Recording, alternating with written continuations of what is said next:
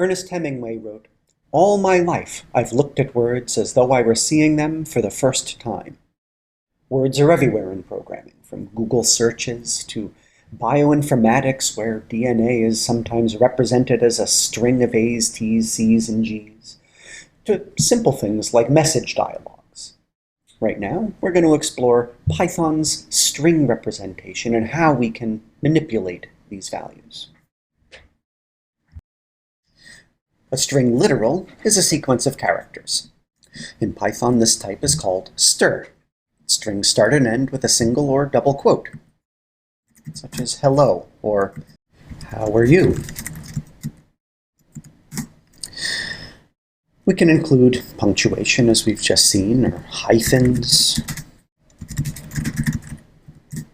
Strings are values and can be used in an assignment statement. If it's a sunny day, we might decide to say to somebody, "What a beautiful day." And if it's stormy, we might want to say, "Wow, you're dripping wet." But already we can see that we have a problem because it goes from green to black at that second hyphen. And indeed, we have a syntax error. The problem, of course, is that we're trying to use a single quote inside a single quoted string. And Python, of course, doesn't really know what we're doing. So because of this, Python allows you to use double quotes. And now a sunny greeting is that, and a storm greeting is all wet. We have another choice. Instead of using the double quotes on this string, we are allowed to use what's called the escape character, an escape sequence. If we use a backslash, you'll notice first that the string is turned all green, and when I hit return, what we're going to see is that this string is going to appear, but we're not going to see the backslash.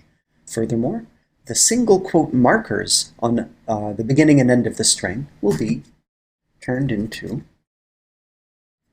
double quotes.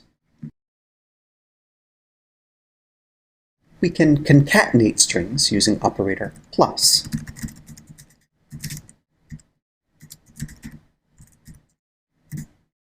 Notice that we have to put in our own spaces.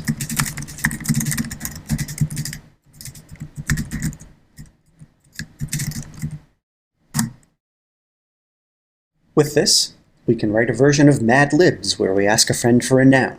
Let's say they pick earthworm. So we're going to have the start of a puzzle,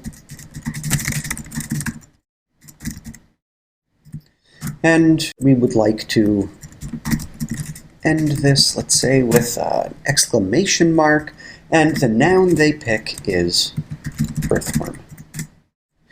Now let's add them together.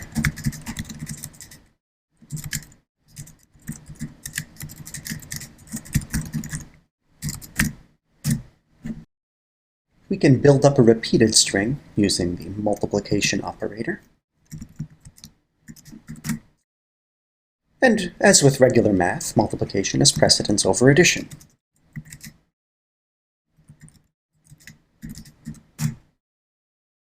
We can override this using parentheses.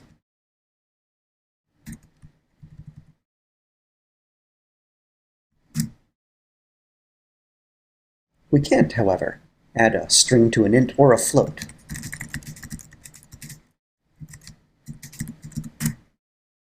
And convert float object to str implicitly. Sounds a little dangerous. Notice that it's a type error. You'll see in a later lecture how to combine strings and numbers. That'll be coming up soon. We can't multiply strings either, even if that string has a number inside it. Can't multiply sequence by non-int of type str. Other operators won't work. Type error, unsupported operand types for minus, str, and str. You can't use two strings together with subtraction. Can't divide either. Unsupported operand types for division, for raising to a power. Notice that every one of these is a type error.